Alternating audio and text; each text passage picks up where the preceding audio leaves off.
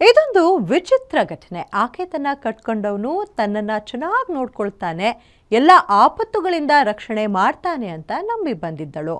ಆದರೆ ಅವರೇ ಆಕೆಗೆ ನರಕ ತೋರಿಸಿದ್ದಾರೆ. ಗಂಡ ಕೈಕೊಟ್ಟ. ಇತ್ತ ಭಾವನು ಈ ಅಬಲೆಗೆ ಇನ್ನಿಲ್ಲದಂತೆ ಟಾರ್ಚರ್ ಅನ್ನ ಕೊಟ್ಟಿದ್ದಾನೆ. ಇದೊಂದು ಸಿರಿವಂತ ಕುಟುಂಬದ ಕರಾಳ ಕಹಾನಿ. 9 दिसंबर को मेरे को जुंजाराम परमार जो मेरे हस्बैंड के पिताजी हैं उनका कॉल आता है और वो बोलते हैं जो भी तुम्हारे घर से पैसा, प्रॉपर्टी के पेपर और ज्वेलरी जो सुरेश परमार और अभिषेक जैन लेके गए हैं वो मेरे पास है। अगर वो तुमको चाहिए तो तुम्हें डाइवोर्स के पेपर्स के ऊपर साइन करना पड़ेगा, नहीं तो मैं तुम्हारी जान के ऊपर खतरा है और तुम्हें मैं मरवा दूंगा। मेरे और मेरे बच्चों को ध्यान में रखकर उन्हें अरेस्ट करवाइए प्लीज सर। ನೋಡಿದ್ರಲ್ಲ ಹೇಗೆ ಈ ಮಹಿಳೆ ಕಣ್ಣೀರಿಟ್ಟು ನ್ಯಾಯ ಕೊಡಿಸುವಂತೆ ಅಂಗಲಾಚಿದ್ದಾರೆ ಅಂತ. ಹೀಗೆ ನನಗೆ ರಕ್ಷಣೆ ಕೊಡಿಸಿ ಅಂತಿರೋ ಈಕೆಗೆ ಯಾರೋ ಅಪರಿಚಿತರಿಂದ ಅನ್ಯಾಯವಾಗಿರೋದಲ್ಲ, ತಾಳಿ ಕಟ್ಟಿದ್ದ ಸಿರಿವಂತ ಗಂಡ ಹಾಗೂ ಆತನ ಕುಟುಂಬಸ್ಥರ ವಿರುದ್ಧ ಜೀವ ಬೆದರಿಕೆ ಆರೋಪ ಮಾಡಿ ರಕ್ಷಣೆಗಾಗಿ ಅಂಗಲಾಚುತ್ತಿದ್ದಾಳೆ. ಗಂಡ ಕೈಕೊಟ್ಟ, ಅಬಲೆಗೆ ಭಾವ ಏನ್ ಮಾಡ್ದ? ನೊಂದ ನಾದಿನಿ ನ್ಯಾಯಕ್ಕಾಗಿ ಕಣ್ಣೀರದಾರೆ. ಸಿರಿವಂತ ಪತಿ ಕುಟುಂಬದ ಕರಾಳ ಮುಖ.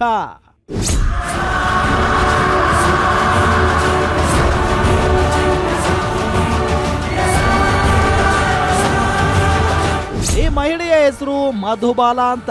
11 ವರ್ಷಗಳ ಹಿಂದೆ ಪ್ರಕಾಶ್ ಫಾರ್ಮರ್ ಎಂಬಾತನನ್ನ ಮದುವೆಯಾಗಿದ್ದಳು. ಇಬ್ರು ನೆಮ್ಮದಿಯಾಗಿ ಜೀವನ ಸಾಗಿಸುತ್ತಿದ್ರು. ಆದರೆ ಇತ್ತೀಚೆಗೆ ಇಬ್ಬರ ನಡುವೆ ಮನಸ್ತಾಪಗಳು ಉಂಟಾಗಿ ಗಂಡ ಈಕೆಗೆ ಕೈ ಕೊಟ್ಟಿದ್ದ. ಪತಿಯಿಂದ ದೂರವಾಗಿ ಮಹಿಳೆ ಹೇಗೋ ದಿನ ಕಳೀತಾ ಇದ್ಲು. ಆದರೆ ಏಕಾಏಕಿ ಪತಿ ಪ್ರಕಾಶ್ ಫಾರ್ಮರ್ನ ಅಣ್ಣ ಸುರೇಶ್ ಫಾರ್ಮರ್ ಮಧುಬಾಲ ಮನೆಗೆ ನುಗ್ಗಿ ದಾಂಧಲೆ ನಡೆಸಿದ್ದಾನೆ.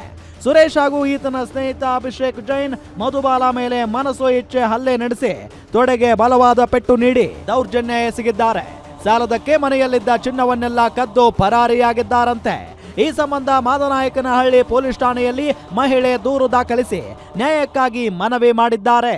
9 दिसंबर को मेरे को जुंजाराम परमार जो मेरे हस्बैंड के पिताजी हैं उनका कॉल आता है और वो बोलते हैं जो भी तुम्हारे घर से पैसा, प्रॉपर्टी के पेपर और ज्वेलरी जो सुरेश परमार और अभिषेक जैन लेके गए हैं वो मेरे पास है।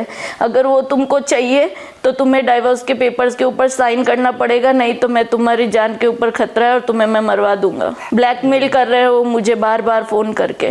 मेरे 2 छोटे बच्चे हैं, घर का रेंट 18,000 है और अब मैं पूरी हेल्पलेस हूँ और वो सब लेकर भी चले गए और ना अब मुझे कुछ वापस कर रहे हैं, ना मेंटेनेंस दे रहे हैं, कुछ भी नहीं कर रहे हैं, बार बार ब्लैकमेल कर रहे हैं और अलग अलग केस बनाने की धमकी दे रहे हैं मुझे।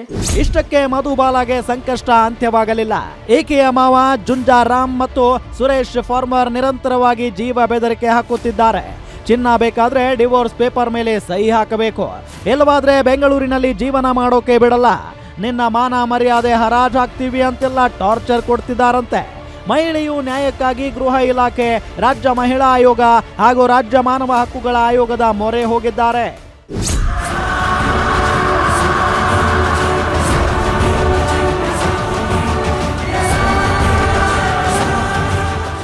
ಈಗಾಗಲೇ ಪೊಲೀಸರು ತಪ್ಪಿತಸ್ಥರ ವಿರುದ್ಧ ದೂರು ದಾಖಲಿಸಿಕೊಂಡು ತನಿಖೆ ಆರಂಭಿಸಿದ್ದಾರೆ. ಅದೇನೇ ಇರಲಿ, ಮಹಿಳೆಯರ ರಕ್ಷಣೆಗಾಗಿ ಎಷ್ಟೇ ಬೇಗ ಕಾನೂನು ಕ್ರಮಗಳನ್ನ ತಂದ್ರೂ ಮನೆಯೊಳಗೆ ಮಹಿಳೆಯರಿಗೆ ದೌರ್ಜನ್ಯವಾಗ್ತಿರೋದಂತೂ ದುರಂತವೇ ಸರಿ. ಮೂರ್ತಿ ಬೀರಯ್ಯನ ಪಾಳ್ಯ, ಗ್ಯಾರಂಟಿ ನ್ಯೂಸ್, ನೆಲಮಂಗಲ.